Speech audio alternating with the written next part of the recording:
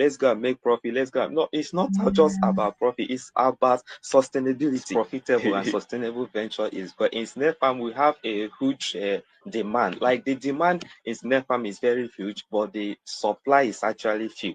That is why snail meat is costly. It's because not many people farm snails. They prefer fish because the thing is that information is power. They don't have this information, so you will not do what you don't know. So there is high demand in snail farming. The profitability is very high because it's just few hands that are into snail farming. And in terms of cost, you see that snail feed on readily available plants. They feed on water leaf. They feed on bitter leaf. So it's not like fish where you go to, like, fish feed is very costly now. But when it comes to feed snail feed, you feed your snails with things that you see on a daily basis. You don't spend much money to go feed your snails. So that is why I say it's a very profitable business for someone to venture into. Yeah, and they're environmentally friendly. Production, the first thing to do is stocking a very healthy species of snails. You have to stock a very good, healthy species of snail. That is Achantina marginata ovum. So when you have done that, the next thing to do is that separate. Like you have stocked it. Now you come to the farm, you see that now we have baby snails and we have big snails.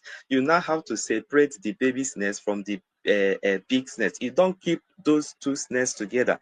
Like it's just like how do I put it? When you feel like you see chicken, let's use a poultry farm. When you put baby poultry, small chicken now in the same pen, in fact the big one will be eating more than it. And sometimes you see big chicken trying to peg the smaller one. So the same thing also applies to snail farm.